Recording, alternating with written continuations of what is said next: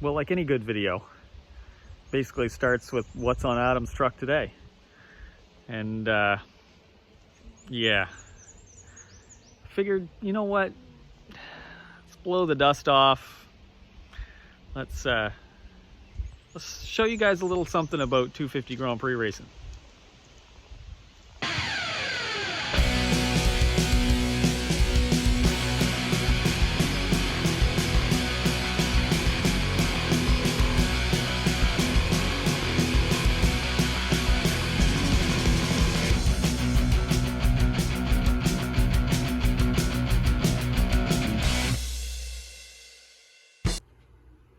Well, we gotta get after it. So, this is it. Decided it's time to maybe blow the dust off. This is a, I think this one's a 2008 Yamaha TZ250. They never sold these just through your regular Yamaha dealer. You had to order them right through the race department, or right through Yamaha Japan, and have it imported and everything. I don't know if you know, I raced these pretty competitively in the US and Canada for a couple of years in 2008 and 2009, where we were lucky enough to win 2 championships in North America. And this one especially, we had 2, myself and Mr. Rat. We had 2 of these. And this one I was lucky enough to ride at the 2009 Indianapolis MotoGP race. So it has, you know, well, in the 250 class, obviously, but it has, you know, some very special provenance. It means an awful lot to me. So, you know, I don't really bring it out too often, and I don't really ride it too often because I really don't want to scratch it. You know, it means a lot to me, so I try not to put it in jeopardy too much. But you know what, it's time to make some noise again. So I guess what we need to do is get the fairings off. A couple of jobs we want to do. I want to have a look at the fork. The fork is really stiff. I had it out 2019, just at the end of the season at our local track in Atlantic Motorsport Park, and it was really stiff. So I want to just have a look at the fork. So we're gonna get the bodywork off, tank off, and all that stuff, and just kind of go through it and just look at everything and make sure it is as it should be. It's been sitting for a few years, so we should you know, just make sure it is up to snuff before it goes and makes laps. Stay there. All right.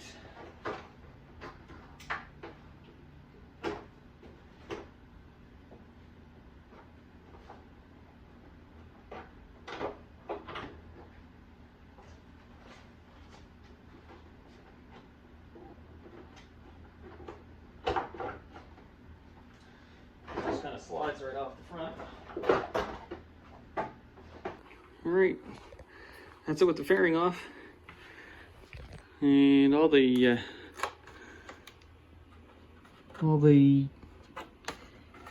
intake runners are just held in by these little clips, and that just kind of comes out of there. One of those, nice and light, carbon and all that stuff. As light as you could make it. Guys, I didn't think about where I was going to put everything when I took it off. That can go there. Alright. So it gives you a little bit closer look at how it all works. Dry clutch, 252 stroke. You've got the bottom cylinder down there. Top one kind of runs up like this. This one has an awfully big kit radiator on it. You know, real big for cooling. We are running into problems in some of the southern states that we'd have to actually take the fender off to get more air at the radiator. So That's when they bought these big, big super cooling radiators. It's got the newer spec forged 10 spokes, Marchesini's, all the radial brakes and everything. We've got, the VHM cylinder heads, all the good stuff. It did have a set of Jolly Moto pipes on it. It sounds like those ones got wrecked somewhere along the way after I used it for a bit, but she's pretty cool.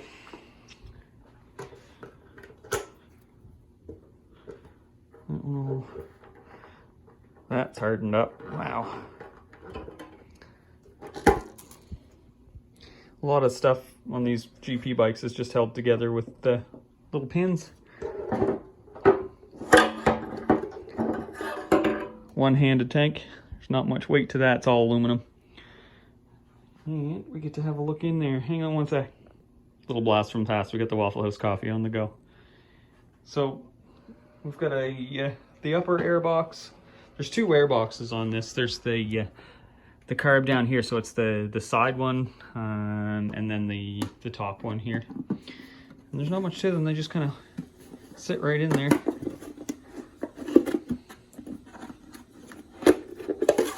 And that's where the carb lives. And obviously this is the top cylinder. This one feeds the bottom cylinder. The other carb's in there.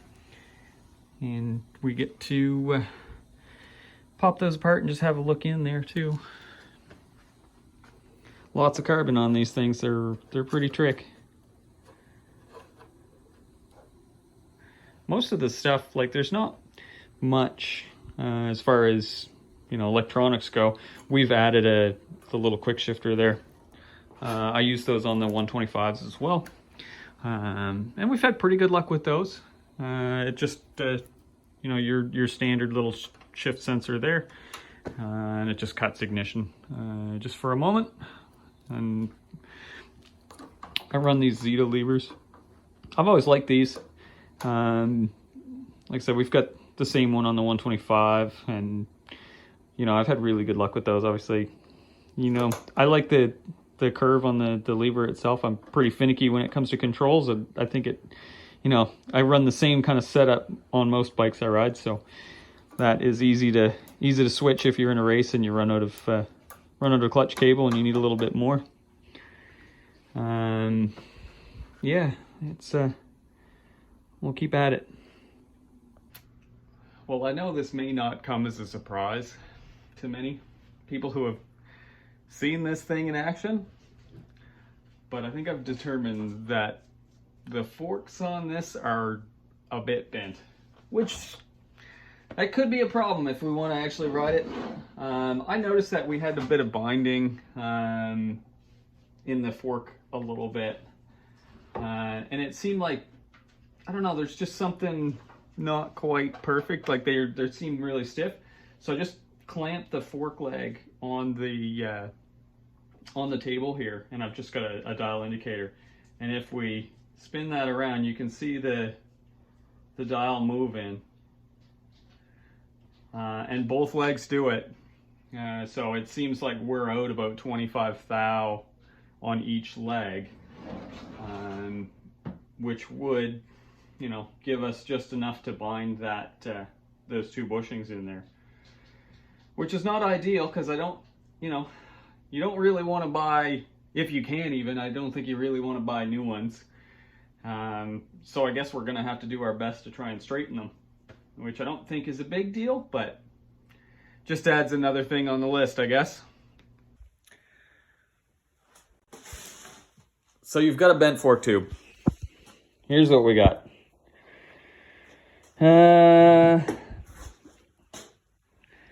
if we run it in these blocks, very rudimentary setup, but if you spin it, it's hard to do with one hand. But you can see a little bit that it's jumping all over the map because I'm moving it. But basically we are, this is the rear, because obviously the caliper's there. It's that way, so it looks like it must have had a front end kind of hit and pushed this, like the whole front of the front wheel and everything back. So if it hit everything on the front wheel, kind of pushed everything back into the radiator. So these forks are bent. I know because I fixed the other one just a few minutes ago. And here's how we're going to do it. Basically, I made these blocks.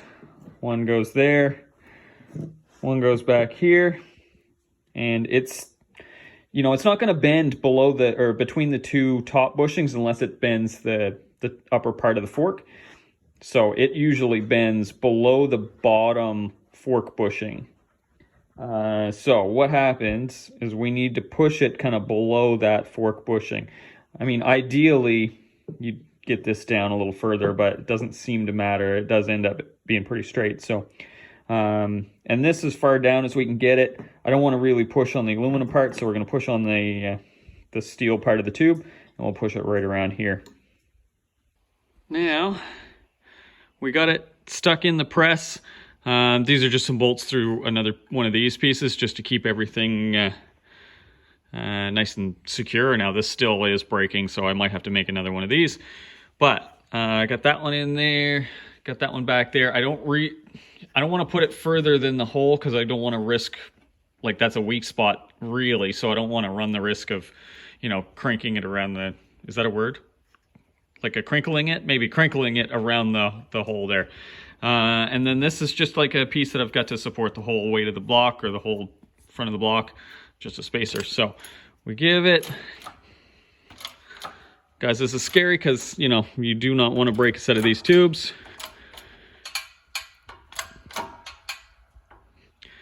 Now, caution,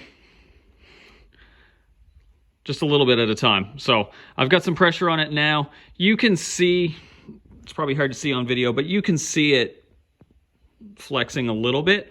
So I'm going to take it back out, measure it, and probably bring it back over. We still have about 30 thou run out. Tolerance on these is 8 thou. So we're way out of tolerance really. So back to the press. So I did the old measure, press, measure, measure, press, press, measure, press, measure. And we're within 3 to 5 thou, which that's about as good as it's going to get, I think. Man, it's scary pressing those. You really got to put a lot of force into those things to get them to move. They are strong. So, well, it's back together now. There's the forks. Here we have them, forks. Whew. Guys, I was busy. Everything's out. Was deep in there. I was actually looking in the exhaust ports. I really wanted to have a look at the pistons and just see, just because I've run it before, but only really for maybe 20 laps. I just wanted to have a look up in the exhaust ports so I could have a look at the cylinders. Cylinders are perfect. Rings are perfect. So we're just going to do a little clean and put it back together. Forks. The only other issue I have is the battery. These things do run a battery, a 12-volt battery. So that is currently about 6 volts, and I've had it on the charger. So I do need to source a battery for this thing, and it's a strange one. So we're getting closer. Back together.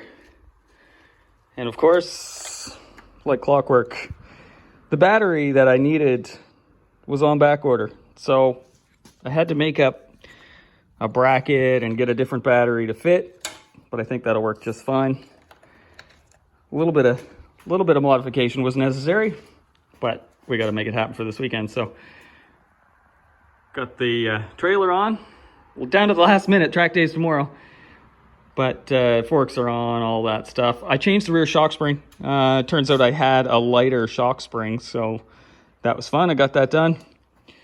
And got some fuel in it, water back in it. All we got to do is now is start it. In case it happens to blow to the moon or something. Okay.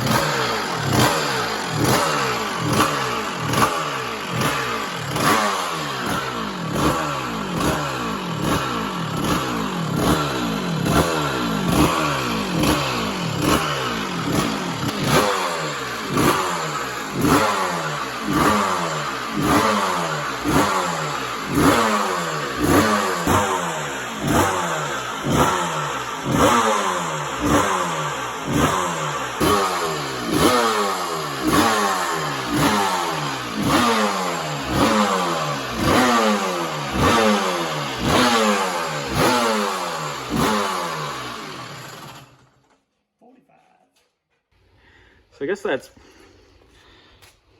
good enough. We'll call that ready. Obviously, we'll put the bodywork back on it.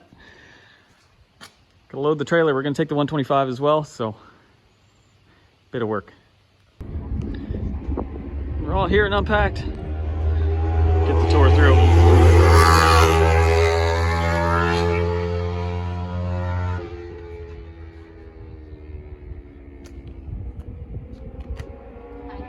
We're going racing.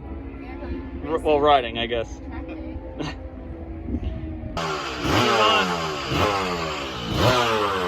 we go.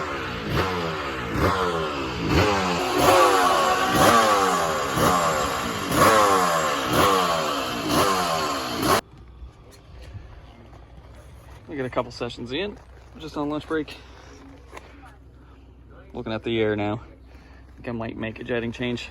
It's got a little bit of like a hesitation right off the throttle, like as soon as you start rolling on.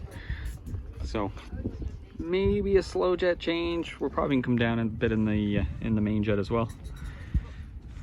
But feels pretty sweet to be back on it. Works good. It's fast. It's quite stiff right now. I did make a couple little rear suspension changes, but it's just a cool thing.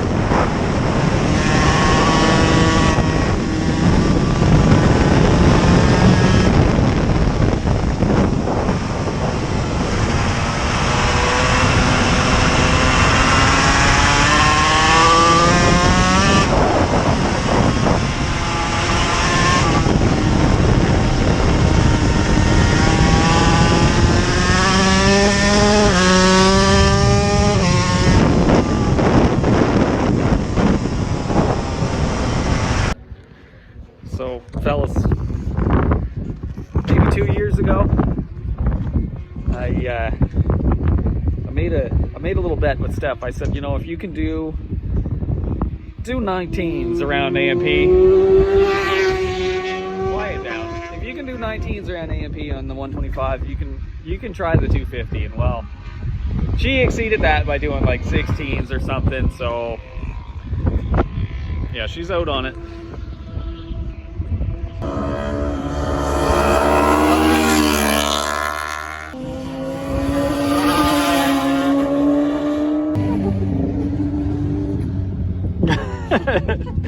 Horsepower. And brakes? Yeah, the brakes are good. What do we notice? It's a lot more planted than that, and it has more power. And it's comfier. It is fairly can't have comfort. It is very spacious. It's pack-up time. Go to this suit. Load this trailer. That was a good day. That was an excellent day. Final thoughts of the 250? Should have two. Boys, this could get expensive. That was a good day. But now we got to unload the trailer. Yeah.